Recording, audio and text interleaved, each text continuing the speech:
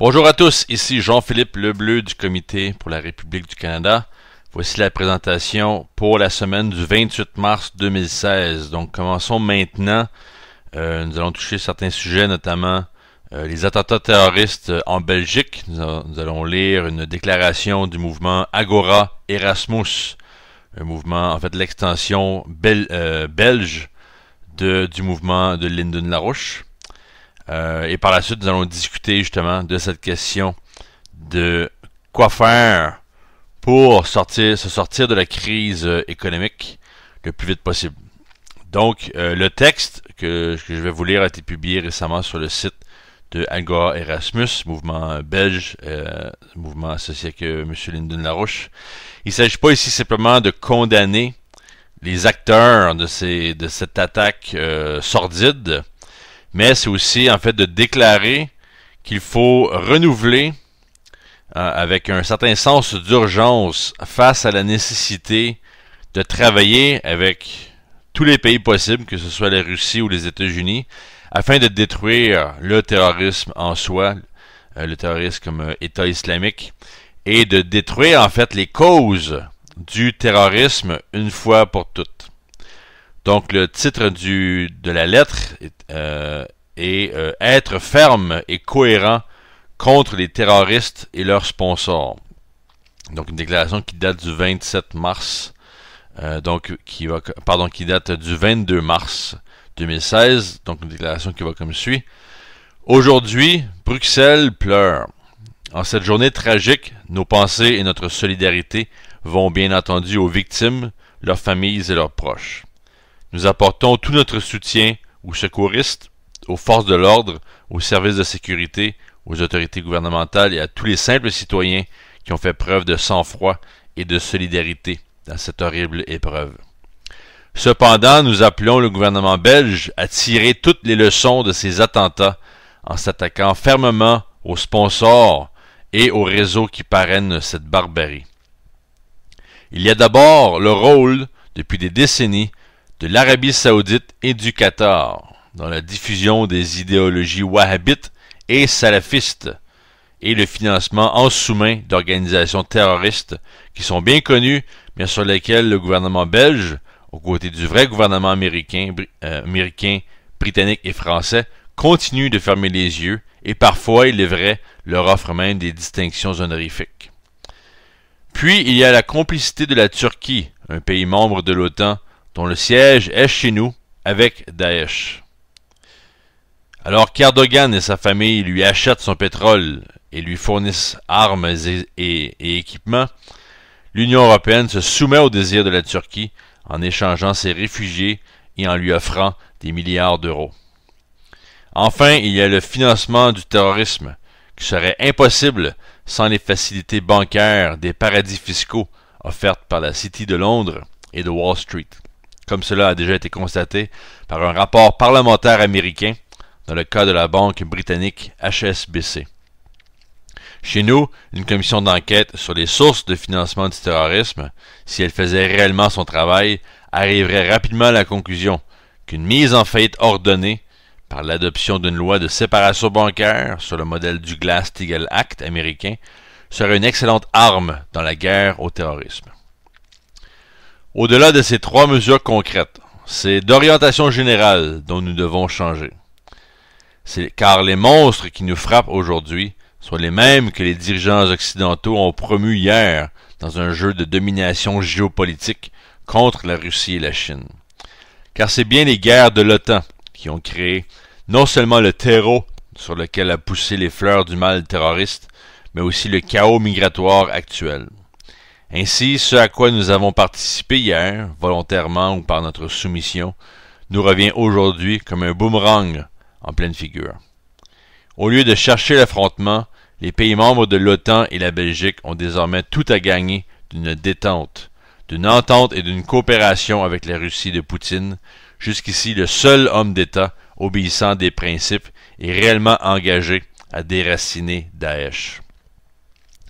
Approfondissons également notre coopération avec la Chine, avec qui nous célébrons 45 années de très bonnes relations et qui œuvre pour le développement mutuel avec son projet de nouvelle route de la soie. car seul le développement économique qui crée des meilleures conditions de vie et les échanges culturels entre les peuples permettront d'éliminer pour de vrai la menace qui a frappé Bruxelles aujourd'hui.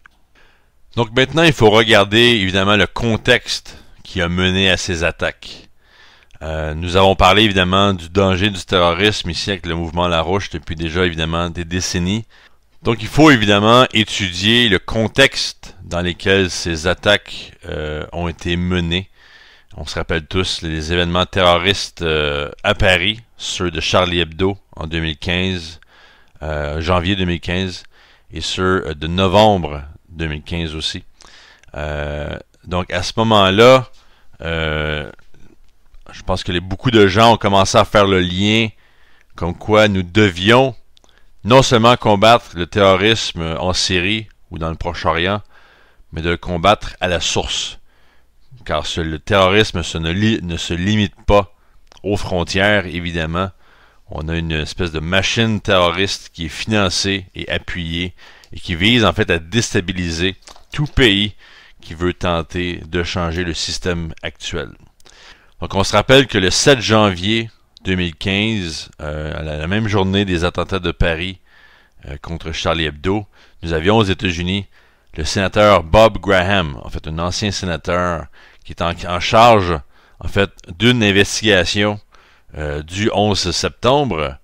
Et à ce moment-là, à cette journée fatidique, M. Graham avait dévoilé que si nous avions aux États-Unis dévoilé les 28 pages du rapport sur le 11 septembre qui a été produit par le gouvernement américain, et qui en fait un 28 pages qui traite du financement et de l'approbation en logistique des différents réseaux terroristes qui ont créé le 11 septembre, donc incluant le gouvernement saoudien et des membres de la famille royale saoudienne. Donc, avec la publication de ces 28 pages-là, nous aurions pu éviter les attentats de Paris, de Charlie Hebdo et en fait tous ceux qui ont suivi par la suite. Donc, le fait que l'administration Bush Junior et l'administration Obama ont tout fait pour cacher ces 28 pages et empêcher leur publication nous donne un sens justement en fait du rôle, l'influence du gouvernement saoudien et des familles royales saoudiennes sur les États-Unis et cet appui tacite du terrorisme autant par les États-Unis que l'Angleterre et évidemment l'Arabie Saoudite et le Qatar. Donc, une chose très importante à garder en tête, de plus, dans la lettre que je viens de vous lire de Agora Erasmus, on parle évidemment d'un changement de paradigme. Donc, c'est pas simplement une guerre contre un groupe, c'est de changer le paradigme politique dans lequel nous sommes, changer complètement l'orientation politique. Et ce qui va dans le sens, dans le même sens, c'est la récente association du secrétaire d'État américain John Kerry avec le ministre des Affaires étrangères russe Sergei Lavrov. Donc, ils sont en train de mener un processus de paix en Syrie. On sait maintenant, on a entendu parler récemment que la Russie s'est même retirée de la Syrie et a demandé justement à ce qu'il y ait une accélération du processus diplomatique pour assurer la paix et faire en sorte que le terrorisme ne revienne pas. Donc, évidemment, cette sortie russe de la Syrie a surpris beaucoup de gens. On est habitué à voir les États-Unis rester en Irak ou en Afghanistan depuis plus d'une décennie. Donc, ça a surpris beaucoup de gens, mais c'était en fait une action très très stratégique visant à encourager le processus de paix et à accélérer en fait ce processus-là pour qu'on aboutisse finalement à une paix stable. Donc, nous sommes dans la bonne direction en fait dans la bataille contre le terrorisme et dans le rapprochement entre les États-Unis et la Russie. Et aussi, évidemment, il est question de collaboration avec la Chine. Donc, d'amener les États-Unis, l'Union européenne à travailler avec la Chine et en fait quelque chose qui a été mis de l'avant par Mme Helga Zepp-Larouche, la dirigeante de l'Institut Schiller à l'échelle internationale. Donc, une idée qu'elle met de l'avant depuis déjà très longtemps. Elle a fait plusieurs voyages, notamment un voyage en Inde, où elle a réussi à parler, en fait, à discuter à un forum, le dialogue Raisina, auquel on avait là, environ plus de 600 personnes d'une centaine de pays, et durant lesquels elle a parlé justement de la nécessité de la route de la soie. Par la suite, plus récemment, on a eu au 23e jour de mars une conférence à Francfort, une conférence organisée par Executive Intelligence Review, où on a encore réitéré la question de la route de la soie. C'était vraiment une conférence, on va en discuter un peu plus, mais il y avait une très grande présence diplomatique et politique des gens de l'Éthiopie, de l'Italie, etc. Donc on va en parler un petit peu plus tard. Et aussi, en fait, on a discuté de la nécessité de réinsérer de l'optimisme pour, en fait, arrêter le danger de guerre mondiale. Donc l'espèce de nonchalance de la population qui est due non pas à un manque de faits. Les gens sont au courant que la guerre frappe partout, mais il faut briser ce pessimisme qui dit qu'on ne peut pas résoudre les problèmes. Et c'est justement ce pessimisme-là qu'on a attaqué récemment à une conférence, en fait, ou un périple plutôt, d'une semaine mené par notre collaborateur Hussein Askari, qui est domicilié en Suède et qui a fait un voyage d'environ une semaine en Égypte, rencontré plusieurs diplomates, notamment le ministre des Transports de l'Égypte et aussi le directeur de l'autorité du canal de Suez, donc des gens d'une très grande importance. Et M. Askari était là en fait pour lancer la version arabe du rapport sur la nouvelle route de la soie créée par le mouvement Larouche il y a de ça environ 2 ans. Donc évidemment, toutes ces conférences-là sont des interventions hyper importantes. C'est vraiment ce genre de conférences-là qui permettent d'orienter la politique internationale. Donc, et ce qui s'est passé en Allemagne récemment, comme ce qui s'est passé en Égypte, sont des événements en fait qui devraient donner un sens aux gens que les choses peuvent changer si on donne l'effort nécessaire. Évidemment, si on fait simplement regarder, rien ne pourra se passer. Et en fait, M. Askari, lors de sa présentation, non pas en Égypte, mais à Francfort, où il était présent aussi, il a expliqué que pendant la conférence de Francfort, nous avions aussi une conférence au Yémen.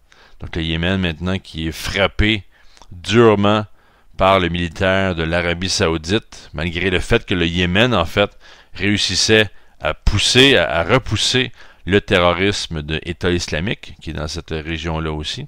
Donc l'Arabie Saoudite est en train de tout détruire, mais malgré ça, on retrouve cet optimisme où en fait, on veut changer le futur. Les temps sont durs maintenant, mais on veut que l'avenir soit vraiment une bonne situation. Et évidemment, donc voilà pour le Yémen.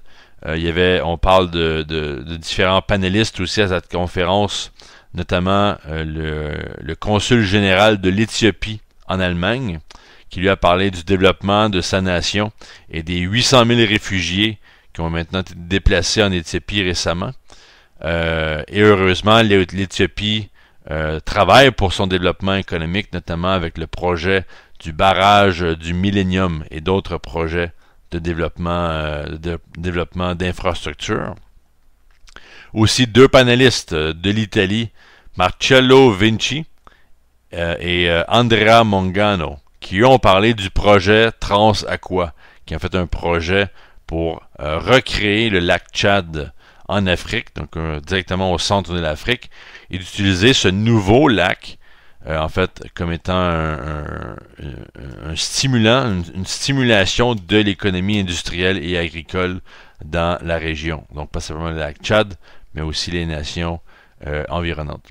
Nous avions aussi Ulf Sandmark, qui lui est un de nos membres toujours de la Suède et qui a fait plusieurs voyages récemment en Syrie durant les dernières années, en fait, ce qui a mené à la création de la proposition Phoenix, qui est en fait un projet de développement pour la Syrie. Donc M. Sandmark a rencontré à travers les années plusieurs dirigeants syriens et on a réussi à créer justement un plan de développement qui peut être mis en place avec la collaboration par exemple de nations comme la Chine et évidemment les régions environnantes de la Syrie.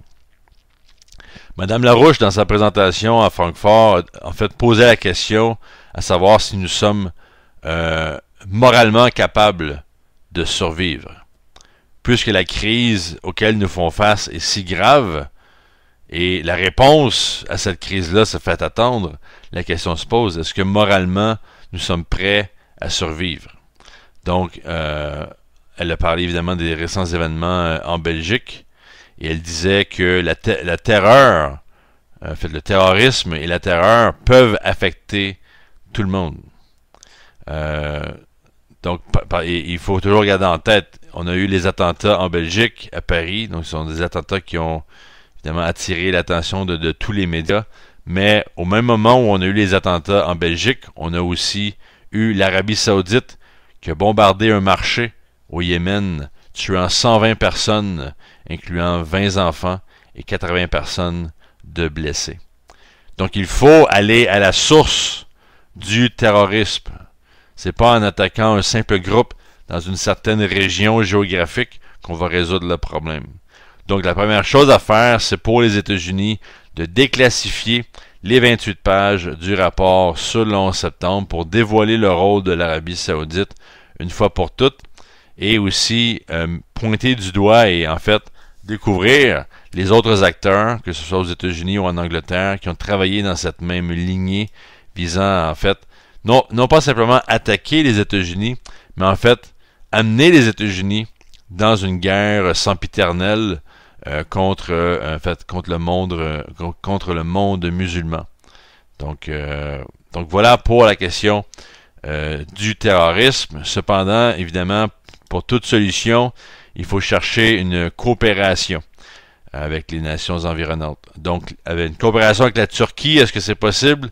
Bien, si on ne se débarrasse pas du président dictatorial là-bas, évidemment, ça sera très difficile. Le président Erdogan qui tente en fait de bloquer les immigrants d'arriver en Turquie et demande même des sommes astronomiques à l'Union européenne pour ce faire.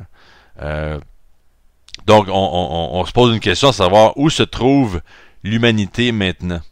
Où est-ce que l'humanité s'en va et est-ce qu'il existe un potentiel pour résoudre ces problèmes-là? Et Mme Larouche dit que oui, et pour ce faire, il faut regarder ce que la Chine est en train de faire. Donc la Chine, qui est une nation qui, dans les dernières générations, dans les 2 dernières générations, a réussi à soulever de la pauvreté 900 millions de personnes. Et en fait, dans leur prochain programme de 5 ans, la Chine veut en fait éliminer la pauvreté en Chine totalement. Donc une énorme entreprise, et par le même aussi d'éliminer la pauvreté à travers le monde d'ici 2025. Donc évidemment, là, on est loin des petits projets d'infrastructure à 50 millions de dollars que nos gouvernements essaient de faire ici dans la zone transatlantique. On est vraiment dans un changement de paradigme. Et la Chine le dit à plusieurs fois, sa politique de une ceinture, une route, sa politique de la nouvelle route de la soie, c'est une politique qui est ouverte à tous. Et en fait, c'est la politique qui avait été façonnée par le mouvement Larouche et qui a été défendu par le mouvement Larouche, et ce depuis environ une vingtaine d'années. Aujourd'hui, cette proposition de M. Larouche est la politique chinoise. Donc la politique chinoise, c'est de se détacher du simple travail manuel pour en arriver justement à un travail scientifique. Donc l'expression fabriquée en Chine est si on veut, symboliquement remplacé par l'expression « créer en Chine ». Donc, on ne fait pas simplement faire des petits objets de cheap labor, donc fabriqués en Chine, mais on dit qu'on va créer de nouvelles choses, de nouvelles technologies en Chine. Et la meilleure preuve de ça, la preuve de cette intention-là, c'est évidemment le programme spatial chinois. Un programme qui en fait, est en marche depuis déjà plusieurs décennies et récemment, on a eu de très grandes percées par la Chine. Et la Chine ne tente pas simplement de refaire ce qui a été fait, mais elle fait quelque chose de nouveau. Et c'est ça que représente tout récemment la volonté du gouvernement chinois d'aller sur la face cachée de la Lune d'ici 2018.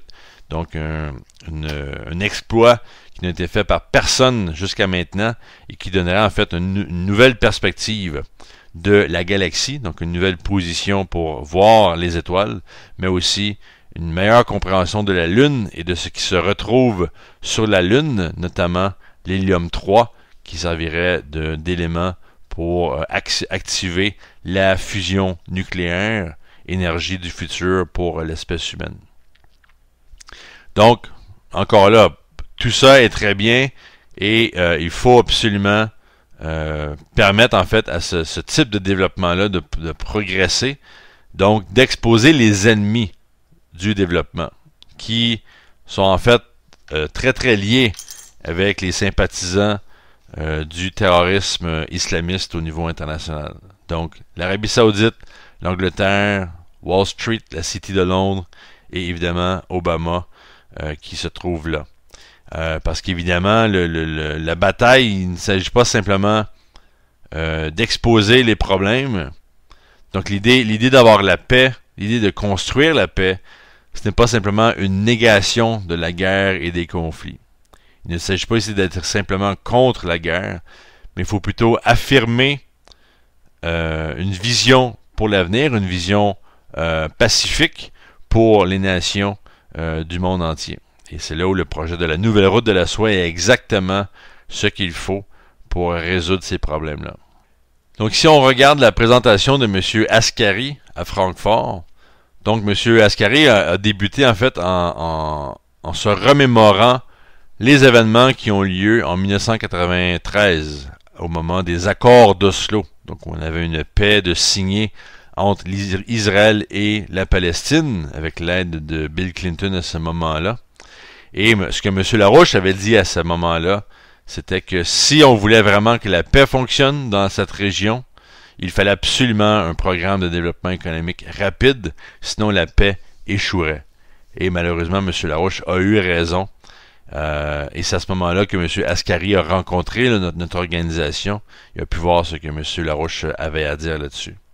Donc, le fait qu'il n'y ait pas de développement économique pour le Proche-Orient, c'est en fait une des principales causes de la déstabilisation dans cette région-là, la déstabilisation qui est là depuis très longtemps. Et là, avec le projet de la route de la soie, on peut renverser cette situation-là.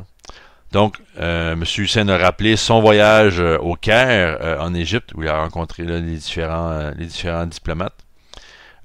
L'Égypte, il faut le dire, l'Égypte planifie en fait un programme de 100 milliards de dollars sur 14 ans afin de connecter l'Afrique à travers l'Égypte au reste de l'Eurasie. Donc un projet très imposant.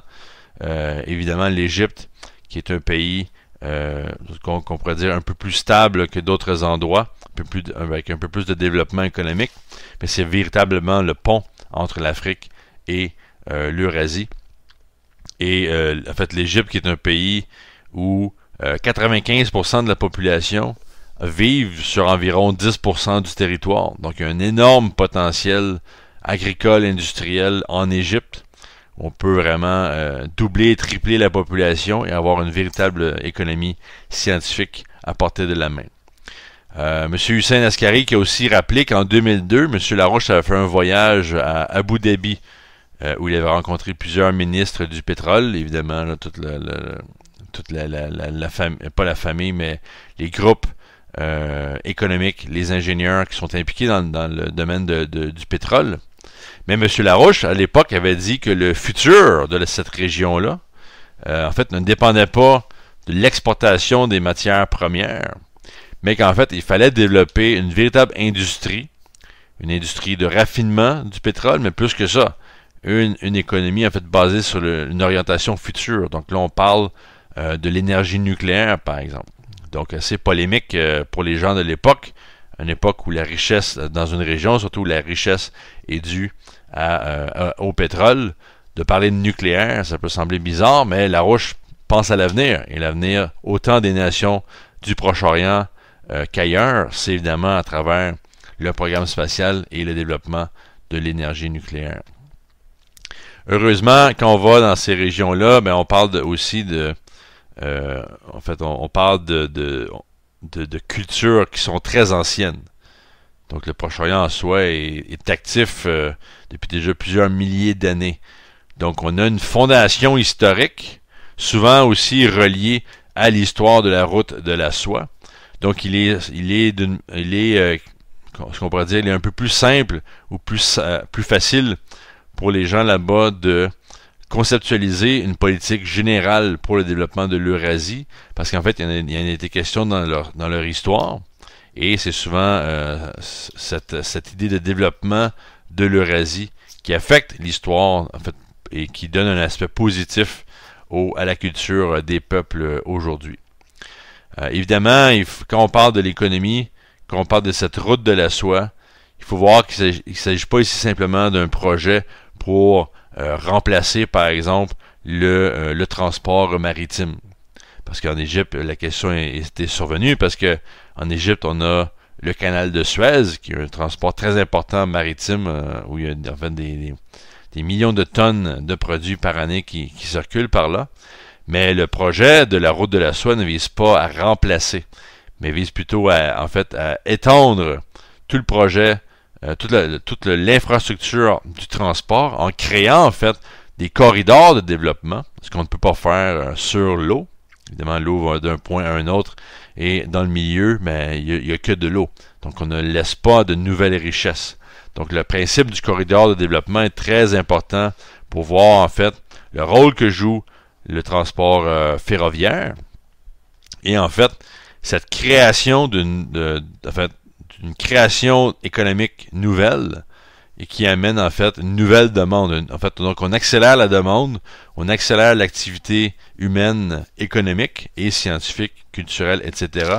Donc en fait, le transport augmente, en fait l'activité humaine augmente en général, et ça d'une manière en fait exponentielle, pas simplement arithmétique ou géométrique, mais vraiment un accroissement énorme de l'activité humaine. Et en fait, quand on parle d'activité humaine, on parle d'activité de l'esprit. Donc, il ne s'agit pas juste de sortir d'aller extirper les ressources naturelles, mais il s'agit en fait de développer la seule véritable ressource naturelle qui est l'esprit humain. Donc, les universités, les centres de recherche, c'est aussi, en fait, c'est maintenant la grande partie de notre économie. C'est cette recherche de connaissances, cette recherche de découverte scientifique.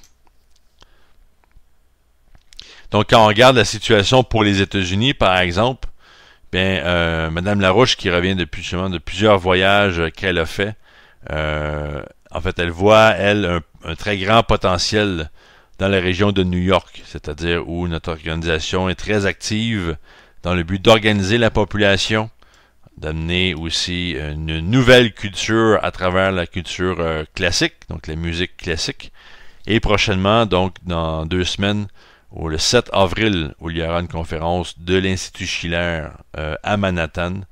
Donc une conférence qui va être en fait le point de lance d'une campagne pour amener les États-Unis avec les nations du BRICS, donc de connecter les États-Unis à la nouvelle route de la soie, et de discuter justement de cette question de culture, de dialogue de culture.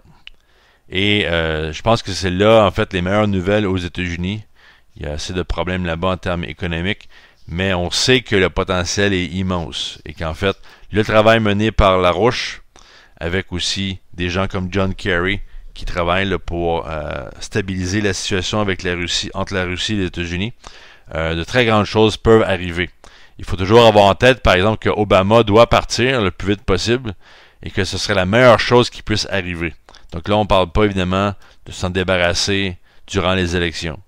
On parle de s'en débarrasser maintenant pour changer la donne et permettre en fait un changement de politique total, pas simplement un changement de personne.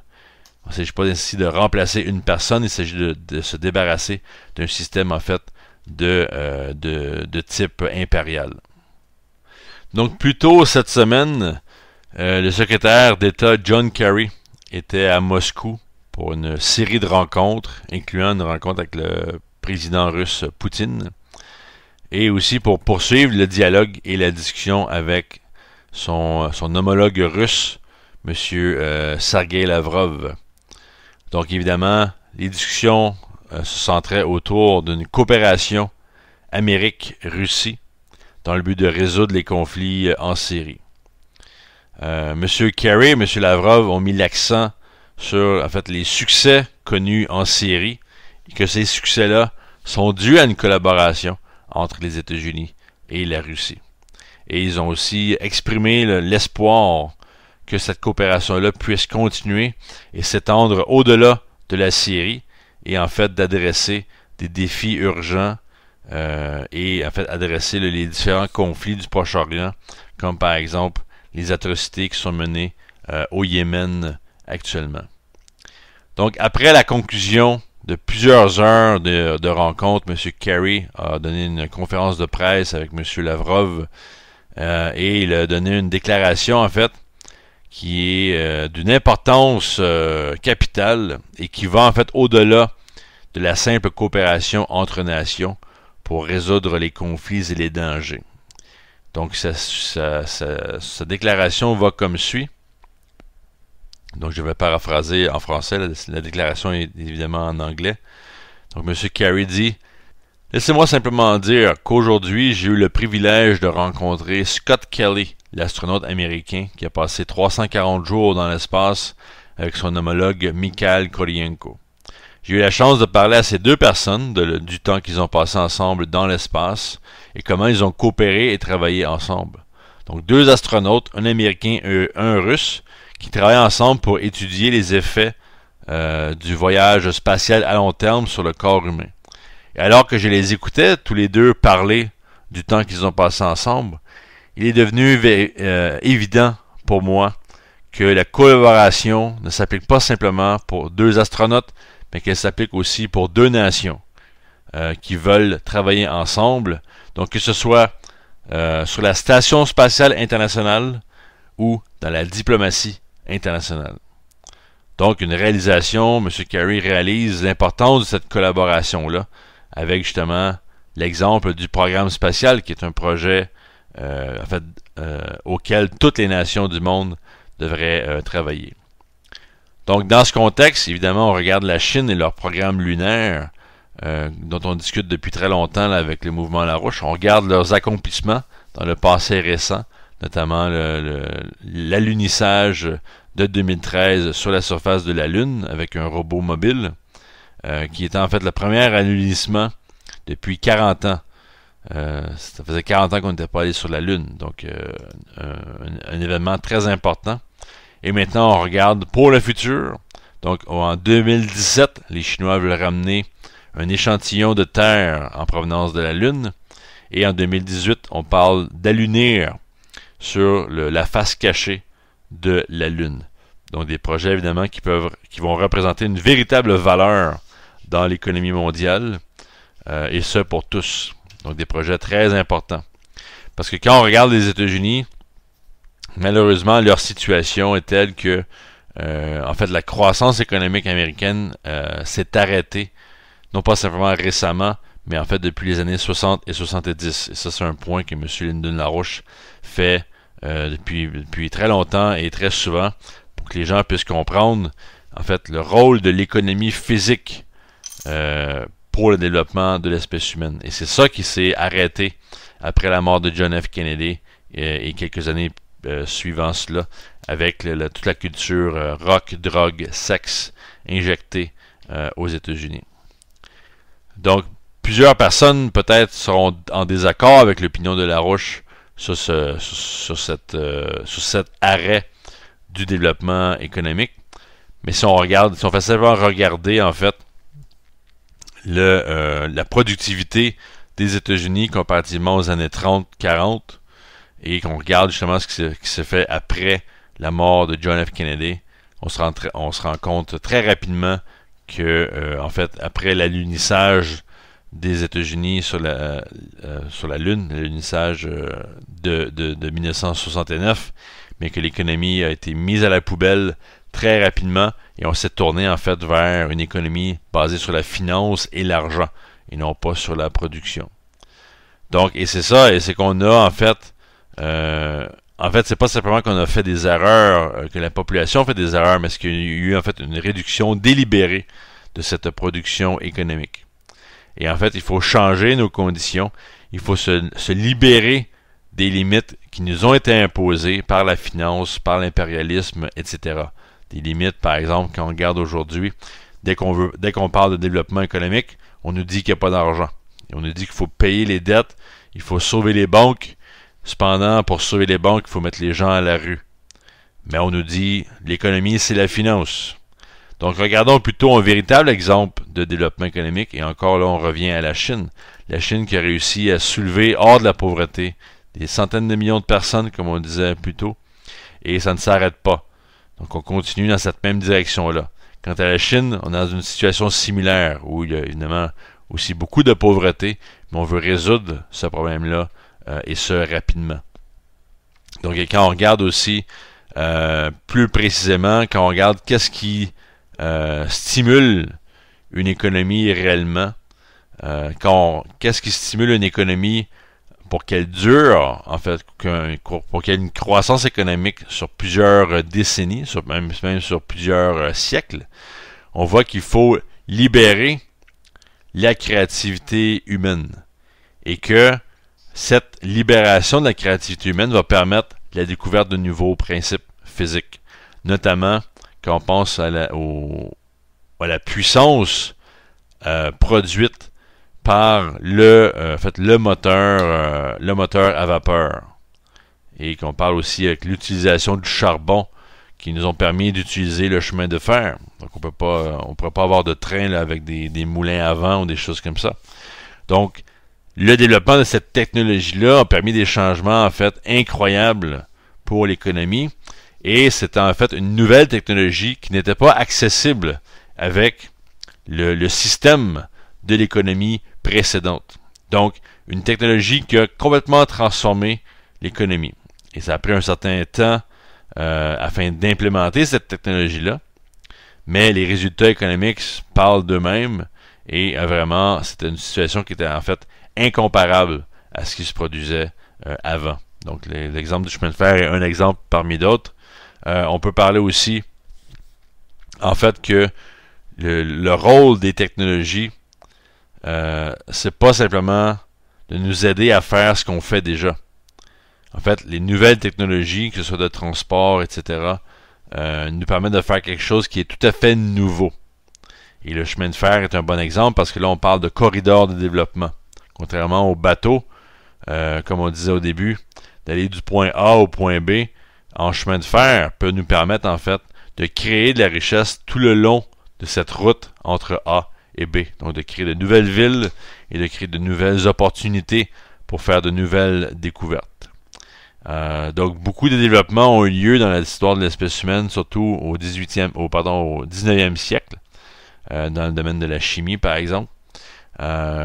Et c'est ça en fait qui nous permet de repousser les limites économiques. Donc on parle évidemment d'une croissance économique qui est non simplement possible, mais qui est nécessaire. Donc une constante croissance économique doit être en fait ce vers quoi l'espèce humaine tend si elle veut poursuivre son développement sur les prochains siècles. Donc quand on parle de la pauvreté par exemple, bien la pauvreté, on pourrait en fait s'en débarrasser avec les technologies existantes. Donc on a assez de technologie, on a assez de pouvoir pour être capable, avec une simple volonté, d'arrêter la pauvreté mondiale.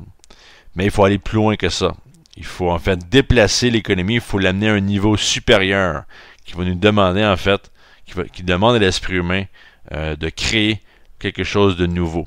Et je pense que la meilleure chose dont on peut parler maintenant en termes de choses nouvelles, c'est évidemment la fusion nucléaire. Un sujet mis de l'avant par le mouvement Larouche depuis environ une cinquantaine d'années. Le mouvement Larouche qui déjà dans les années 70 avait développé la fondation pour l'énergie de fusion. Et c'est malheureusement un projet qui a été tué dans l'œuf et c'est les Chinois qui vont raviver ce projet-là dans les dernières années. Il y a un peu de travail qui se fait aussi en Europe, aux États-Unis, mais c'est très lent vu le manque d'argent et le manque de sérieux de la part des gouvernements relativement à cette science-là, à ce domaine de la science. Donc l'introduction de la fusion serait vraiment une percée scientifique qui transformerait l'espèce humaine de fond en comble. Mais si on veut cette fusion-là, une des premières choses à faire, c'est d'aller sur la Lune et de développer industriellement la Lune. Parce que là, on peut se permettre justement d'aller chercher l'hélium-3 pour avoir une véritable fusion constante et permettant d'avoir de l'énergie pour toute l'espèce humaine pour en fait pour des siècles et des millénaires à venir. Donc la Chine qui va aller sur la Lune, ce qui est intéressant dans ce projet-là, c'est pas que la Chine essaie de copier les États-Unis, loin de là. C'est que la Chine va au-delà de ce qui a déjà été fait, comme pour aller par exemple sur la face cachée de la Lune. Donc il ne s'agit pas ici simplement de rattraper une autre nation ou de refaire les étapes qui ont été faites dans le passé. Il s'agit, comme on dit en anglais, de leapfrogging. Donc en fait, on surpasse les technologies existantes, on surpasse les projets existants avec quelque chose de nouveau, plutôt que de simplement aller de manière linéaire et de refaire ce qui a déjà été fait. Et ça démontre en fait qu'un pays se dévoue au futur de sa population, qu'elle a en fait un dévouement pour en fait créer un rôle universel pour la société, qui va en fait organiser la société dans son ensemble et qui va permettre de réaliser des projets très importants qui auront une importance historique pour l'espèce humaine. Donc, chaque nation doit en fait avoir un dévouement social visant le développement d'un avenir pour tous et permettre aux citoyens, à la société, de jouer un rôle actif et jouer un rôle aussi intellectuel afin de créer cet avenir-là. Donc, il ne s'agit pas ici simplement de retirer certaines mauvaises choses, de retirer une mauvaise personne de la Maison-Blanche, par exemple.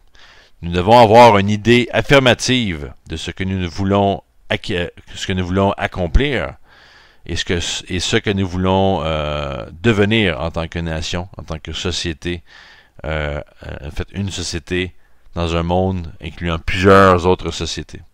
Donc en fait la conférence du 7 avril organisée à Manhattan risque de justement changer la façon dont on pense l'économie et permettre aux États-Unis de finalement se joindre au projet de la nouvelle route de la soie et ainsi non seulement donner un avenir aux Américains, mais donner un avenir pour la population internationale.